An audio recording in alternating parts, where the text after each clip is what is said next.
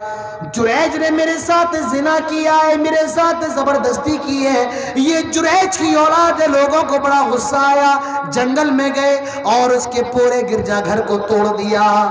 جریج نے کہا کیا ماجرا ہے، کیا بات ہے؟ لوگ کہنے لگے جریج تو ہم تو تجھے بہت بڑا اللہ کا نیک بندہ سمجھتے ہیں، لیکن تو نے اتنی گھٹیا حرکت کی ہے۔ یہ عورت کہہ رہی ہے اس کے ہاتھوں میں جو بچہ ہے اس کا باپ تو ہے، وہ تیرا بچہ ہے۔ جریج نے کہا مجھے نماز پڑھ لے دو۔ اس نے 2 رکعت نماز پڑھی۔ نماز پڑھ کے اس بچے کے پیٹ میں تھوڑا دھکا دیا، فرمایا یہ بتاؤ کہ تیرا باپ کون ہے؟ آئے بچے یہ بتا تیرا باپ کون ہے؟ وہ بچہ بول پڑتا ہے میرا باپ فلا فلا چرواہا ہے۔ سارے لوگوں نے کہا جریج ہم سے غلطی ہو گئی، کہو پھر سے تمہارے اس گرجا گھر کو ہم سونے کا بنا دیں۔ کہا نہیں، جیسا مٹی کا تھا ویسا ہی بنا دیا جائے۔ تو میں آپ کو بتانا یہ چاہتا ہوں میرے پیارے بھائیوں، ماں باپ کا حکم نفلی عبادت پر مقدم ہے۔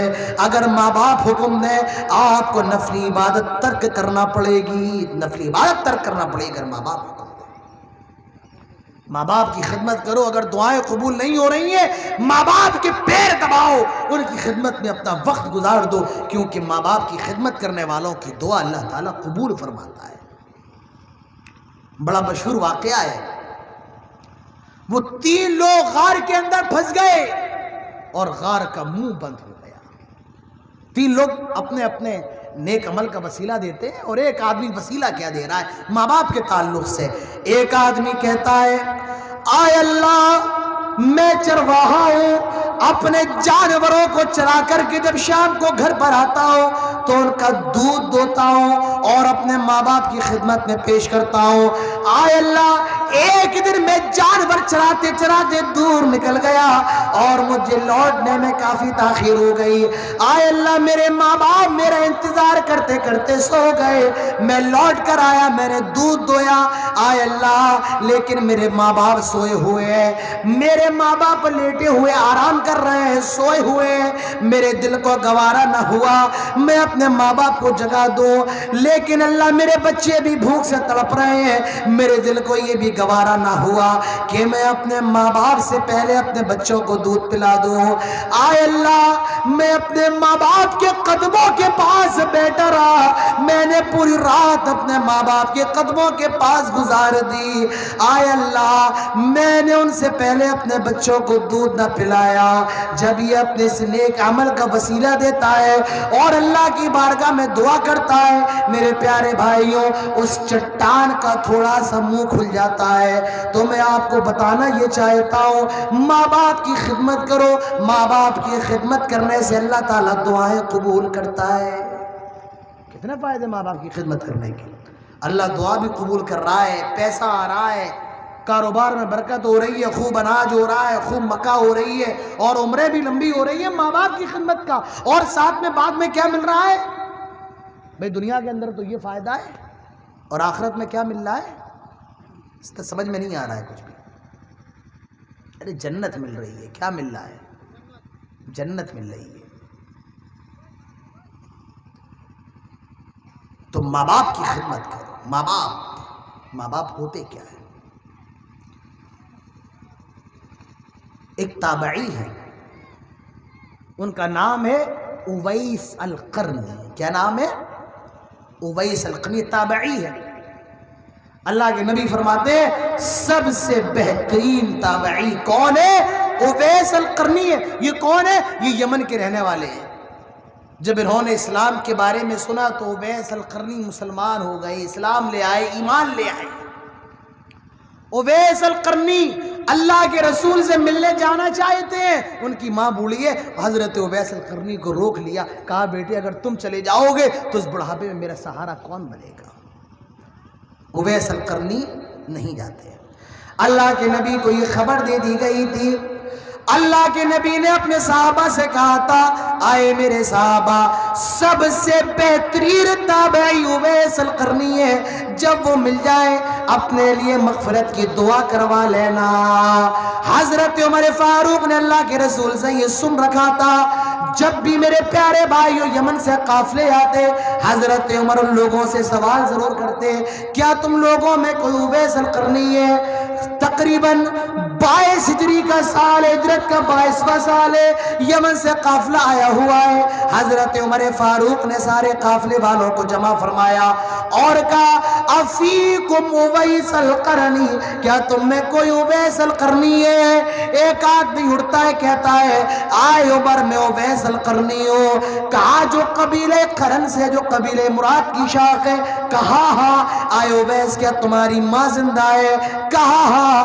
حضرت عمر فاروق کہتے ہیں آئے اویس اپنے ہاتھوں کو اٹھاؤ اور میرے لیے مغفرت کی دعا کر دو۔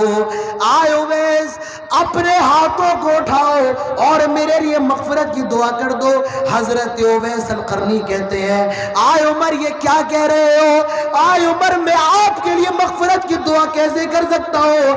حضرت عمر کہتے ہیں نہیں نہیں اویس اپنے ہاتھوں کو اٹھاؤ اور اللہ کی بارگاہ میں میرے لیے مغفرت کی دعا کرو۔ حضرت اویس القرنی کہتے ہیں آئے عمر آپ صحابی رسول ہیں، آئے عمر آپ خلیفۃ المسلمین ہیں، آئے عمر آپ نے نبی کو دیکھا ہے، آئے عمر آپ نے نبی کے ہاتھوں کو چوما ہے، آئے عمر آپ نے نبی کی پیشانی کو چوما ہے، آئے عمر میں آپ کے لیے دعا کیسے کر سکتا ہوں؟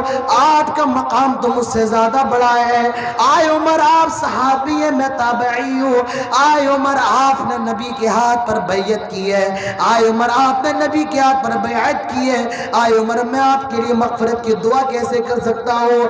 آپ خلیفہ ہیں، میں ایک عام آدمی ہوں۔ حضرت عمر کہتے ہیں آئے اویس اپنے ہاتھوں کو اٹھاؤ، میں نے اپنے نبی سے سنا تھا، اللہ کے رسول نے فرمایا تھا لو اقسم علی اللہ لابرہ، اگر اویس اپنے ہاتھوں کو اٹھا لے، اگر اویس کوئی قسم کھا لے، اللہ تعالیٰ ان کی دعا کو قبول فرماتا ہے۔ وہ اپنی ماں کے اتنے زیادہ خدمت گزار ہیں، جب وہ کوئی قسم کھا لیتے ہیں اللہ تعالیٰ ان کی دعا کو قبول فرما لیتا ہے۔ آئے اویس اپنے ہاتھوں کو اٹھاؤ اور میرے لیے مغفرت کی دعا کر دو۔ میرے بھائیوں اپنے ماں کے مقام کو سمجھو۔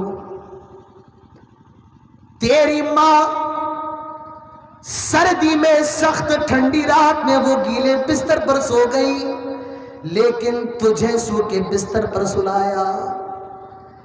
وہ تیرے پیشاب میں سو گئی، اس نے یہ تو گوارا کیا، لیکن تجھے سو کے بستر پر سلایا۔ تیرا باپ تیرے لیے خوشی کے لیے، تیری مسکراہٹ کے لیے تڑپتا تھا۔ جب تو پیدا ہوا تیرے باپ نے اپنے لیے جینا چھوڑ دیا، اس نے نہ سردی دیکھی نہ گرمی دیکھی، وہ تیرے لیے بس کولو کے بیل کی طرح پستا رہا۔ تیرے باپ نے اپنی پوری جوانی کو تیرے لیے قربان کر دیا، تو جوان ہوتا رہا، تیرا باپ بوڑھا ہوتا رہا۔ تیری ہڈیاں مضبوط ہوتی گئی، تیری باپ کی ہڈیاں کمزور ہوتی گئی، تو پروان چڑھنے لگا، تیرا باپ بوڑھا ہونے لگا۔ تیرے ہاتھ مضبوط ہو گئے، تیرے باپ کے ہاتھ کمزور ہو گئے، تیرے قدم مضبوط ہو گئے، تیرے باپ کے قدم کمزور ہو گئے۔ تو اکڑنے لگا، تیرا باپ لرزنے لگا، تو چیخنے لگا، تیرا باپ کپ کپانے لگا۔ میرے پیارے بھائیوں، اور آج تو کہتا ہے میرے باپ نے میرے لیے کیا ہی کیا ہے۔ تیرے باپ نے جو کیا اللہ تعالیٰ اس کو اس ایک جملے میں بیان فرما رہا ہے، کما ربیانی صغیرا۔ ماں باپ، میرے بھائیوں ماں باپ کو سمجھو، ماں باپ ہوتے کیا ہے۔ ماں باپ سے محبت کرو۔ یہ ماں باپ وہ ہیں جن کے ذریعے اللہ نے تمہیں اس دنیا کے اندر وجود بخشا ہے۔